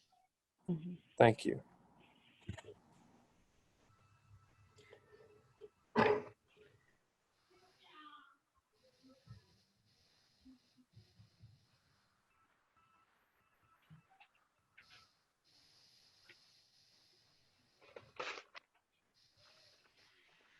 Mr. President, I make a motion that we make a favorable recommendation to the town council for docket PC 20-044-CO with the commitment to have no commercial use in West A and West B, and with a continued commitment to the parks plan and the other items we've discussed this evening. I'll second. Is there any further discussion? Would anybody be opposed of adding to that parks commitment? Not the specific plans they've shown based on the discussions we've had, but an acreage amount? Or would they did show, I mean, petitioner did show acreage. I mean, granted that could change, but Yeah, the park plan is very specific with the acreage it is drawn within it. I'm perfectly willing to commit to that. 54 acres, right? Let's That's go back correct. to it again. Sorry, I'm sounding I think redundant. I think that may also include the D.R. Horton portion, but yes. And it sounds like D.R. Horton has already got a commitment with the town, so we will commit to our portion of that as well. Would any plan commissioner go with that? I would Ms. Ford, say, Andrew, that might be difficult. I mean, with commitments like this, I know that John kind of specified earlier, when making a recommendation, we would have to be pretty specific, like the one that we made that Sarah suggested making as far as the no commercial in parcel and on the West A and B. If you were to do another commitment, I think that it would need to be specific. I know that Nathan has kind of touched a little bit on this, that they have continued to work with the town as far as what park is. I know not only if you do say park, there are requirements for the development that are required to be open space. So I would double check with John that we're not going to run into issues if you say that something needs to be park when we do have to have commitments per the ordinance to be open space as well. So I would be a little bit concerned with making some commitments like that. We would just need to be careful with wording. And as Nathan said, that there is a dollar amount per house that they have to commit. So even if they didn't commit to a certain acreage, they would still have to commit a certain dollars per resident. So I think they have an incentive too to dedicate that parkland and the wetlands and whatnot for the park use. Okay, my only concern is after all the work, it shrinks. So that's why I just keep coming back to it. Just to focus us on where we are, we have a motion and a second to approve with the 2 commitments on the commercial. Mr. McGee has requested that, as I understand your request, that you're offering it as a friendly amendment, meaning you're asking if the original person that made their motion would accept that into their motion. And if Ms. Ford is willing to and Ms. Foley is okay with that second, we wouldn't need to vote on amendment. It would just be, that would be the main motion, and then we could have discussion on that motion. I don't want to get us 15 different motions on the table. So Ms. Ford, are you okay accepting that friendly offered amendment, which is that we include the amount of, that there be a commitment to do an acreage of amount of parks? I don't think the specific plan provided, but the acreage, your favorable recommendation would be subject to that amount of acreage being included. Yes. And Ms. Foley, you're okay with that as well? Yes. Okay, so then the main motion is with the following commitments: no commercial on the 2 west parcels, West A and West B, and the commitment to develop parks. Working as this is how I understand the motion: working with the Parks Board, working with Nathan, working with the town to the acreage of, and I don't have the number in front of me, but I think there was like a 4. Does anybody know what it is? 54. 54, and I think Mr. Braun says that includes a portion that's not within this, but he would commit to his portion. That's how I understand the motion. Brittany, does that give you concerns with that? The only concern I would have with just making sure if we do the acreage, I don't want to interfere with another developer, DR Horton's project, and have anything kind of be muddled about the acreage that is their portion. So that would be my concern with that. Do a 54-acre park area within Braun's property.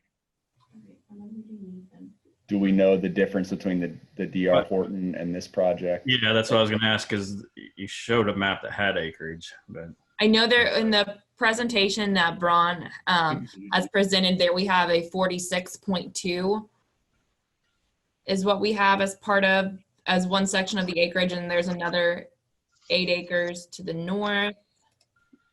is the 8 the DR Horton, or?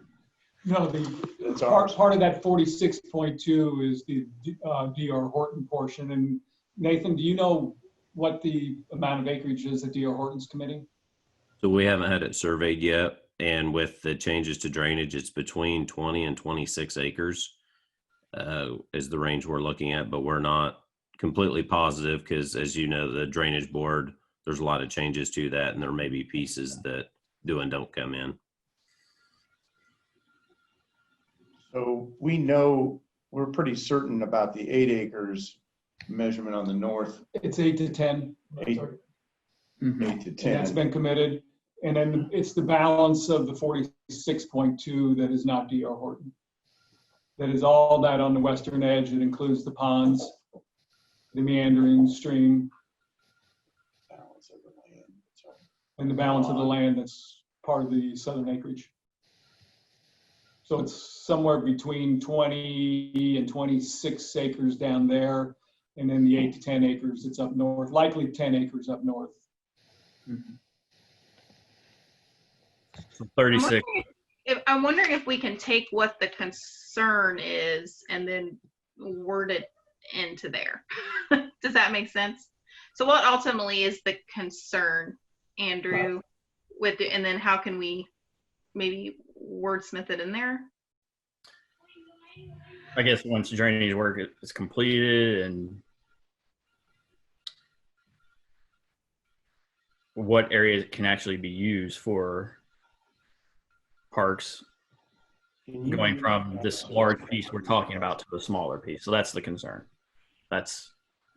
So I guess however we want to word that, or that's why I was trying to get to the number from the map, but yeah.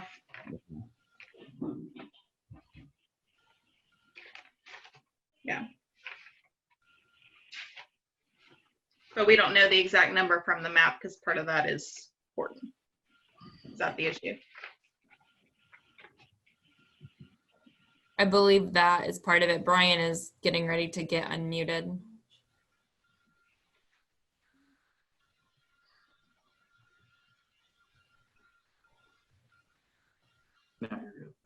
Members of the Plan Commission, if I could make a respectful suggestion, perhaps what we could, I think we've got the commercial aspect of the commitment pretty well sussed out.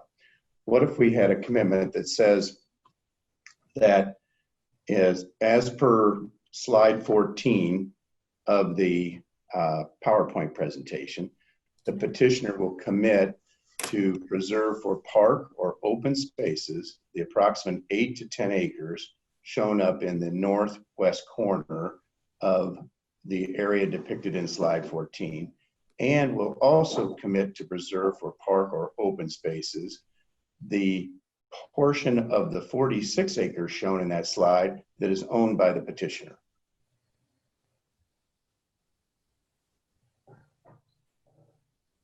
That addresses my concern. Sarah, are you okay with that as expressed by Mr. Tui?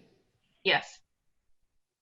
And Brittany, this is Brian here. If it would help you in the follow-up of the commitments made, because I know you need to get those in writing after this meeting, I'd be happy to provide you a more specific number. I don't know if that helps at all in the written commitments as they're recorded. Yes, so whatever is agreed upon between the commission members and the developer regarding commitments, I will need, as soon as you can get it to me, I will need whatever the commitments they are making with the recommendation.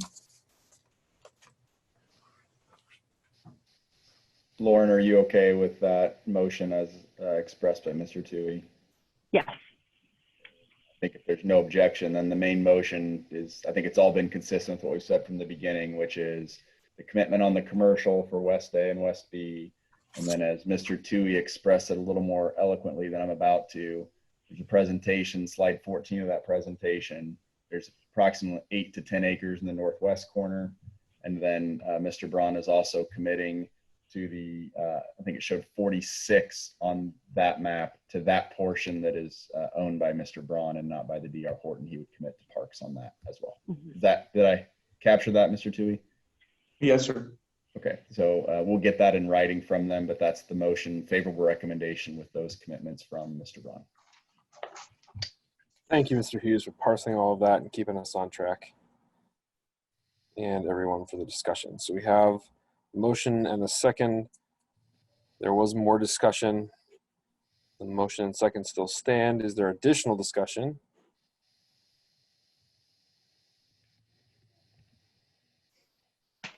Okay, then Brittany, will you call roll for a vote? Yes. Matt Doublestein.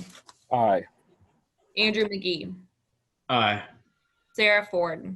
Aye. Lauren Foley. Aye. Danny Powers. Aye. Dave Taylor. Aye. Steve Milstead. Aye.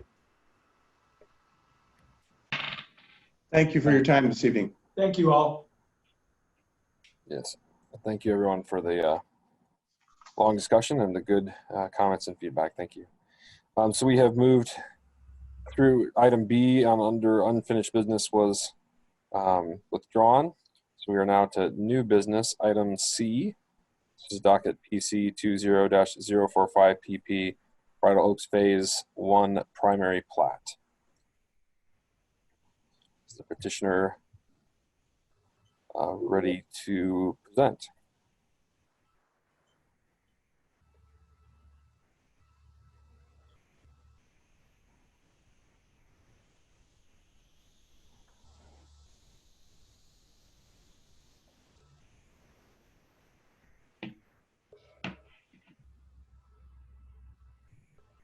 Hi, members of the Plan Commission. Lindsay Phipps on behalf of Kite Harris Property Group. In regards to docket PC 20-045, Bridal Oaks Phase 1 primary plat. And Brittany, the only exhibit that I have is actually the imagery from the minutes. If that is something that you could share with the group so we could look at those together from the staff report. If not, I could share my screen if that's easier for everybody to look at if you don't have them in front of you. Yeah, Lindsay, if you can share your screen, I actually have that on my desktop on my other computer. Yep.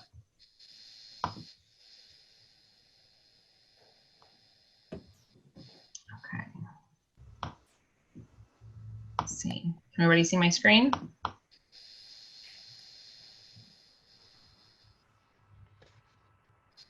Yes. Okay, great. So the property in question is right here in the turquoise rectangle, which is at the intersection of Main Street and Albert S. White. It's approximately 18 acres. And to give a little brief of a history, this property was part of a larger PUD that was taken through earlier in the spring and approved by Plan Commission back then. And then we also brought it through in August for a plat, which is exactly what I'm doing right now. This was brought through as a 2-parcel plat back in August. That was approved by Plan Commission. As we've been doing some larger master planning of the entire property, we have decided to move forward and make this a 3-parcel primary plat. The one that was approved back in August was never officially recorded. So the larger piece here to the north encompasses about 13 acres, and we would have a new proposed road that will be put in along the Albert S. White corridor. And then these 2 pieces down here are approximately 1.65 and 1.85 acres. This line right here that you can see, this is what is known, the entire property is known currently and historically as the Bridal Oaks Horse Farm. This line that you see here represents the property line. And this new road here off of Albert S. White and the ponds currently lie on the Clark property. So it is these 3 parcels right here that is encompassing the primary plat request tonight.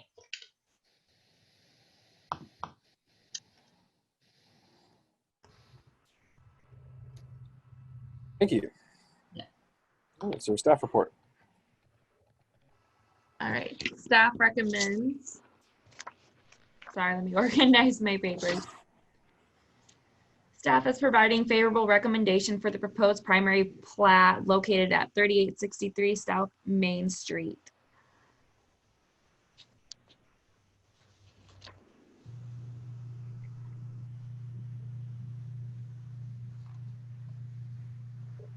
Thank you. Do we have any public requests to speak on this item? I do not believe we do. No, we don't. Okay, seeing none. Any further remarks from the petitioner? No, not at this time. Thank you. Then we'll close the public hearing and open up for questions or discussion from the commission.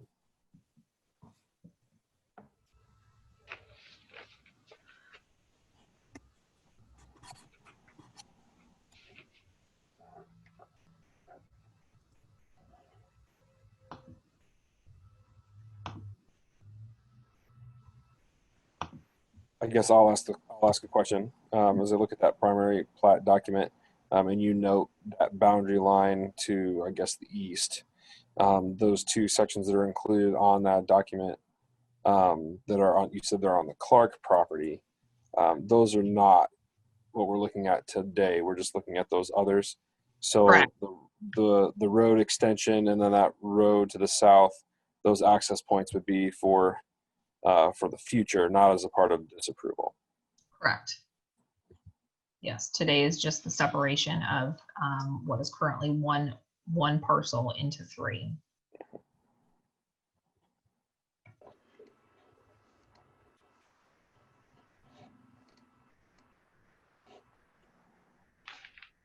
And we've had many conversations with Danny Powers, Boone County Surveyor's Office, as it relates to these roads and drainage in general. And those are ongoing conversations that we will continue to have as this project develops and is brought back through for concept and development plan approval. All right, is there any other discussion or is there a motion on this item?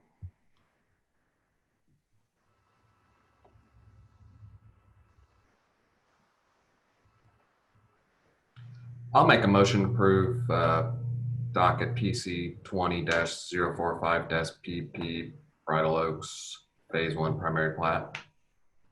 I'll second. We have a motion and a second. Any further discussion? Brittany, can you call us for a vote? Yes, I'm sorry, I was writing down.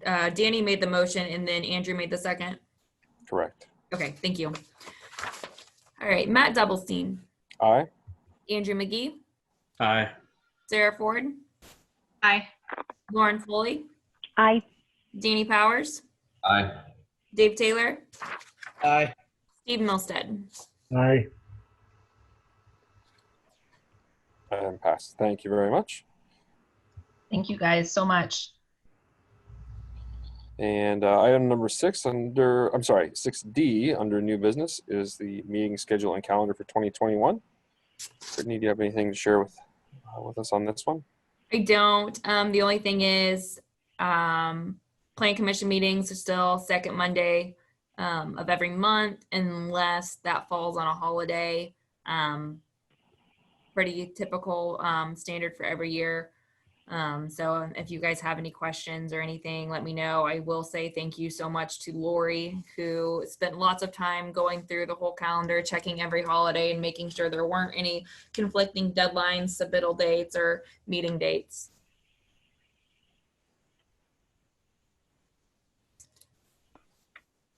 All right. So I think we need a motion to adopt this calendar, right? Yes. Is there a motion from the commission? So moved. Second. That was Danny with the second, Brittany.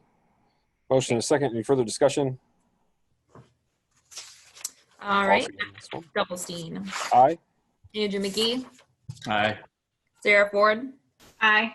Lauren Foley, Aye. Danny Powers, Aye. Dave Taylor, Aye. Steve Milstead. Aye.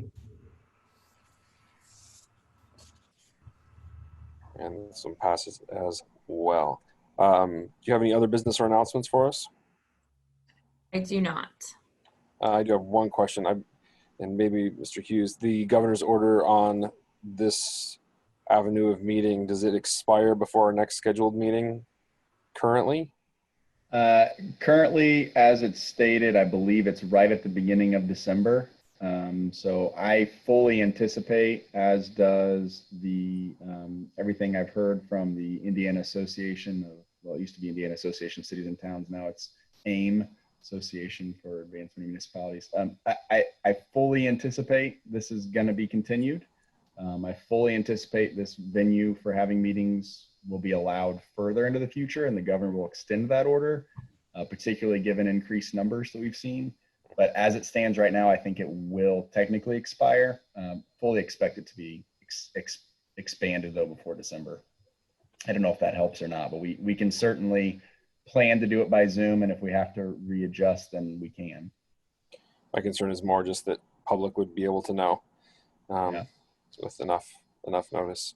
It'll be announced on the agenda, whether we have the meeting on Zoom or via in person. I would just also follow along and double check our town's website as frequently as you can for updates regarding that. Great, thank you. If there's nothing else, is there a motion to adjourn? So moved. Second. Everybody jumps on that second. All in favor? Aye. Aye. Aye. Aye. Thank you, then we stand adjourned. Have a good night.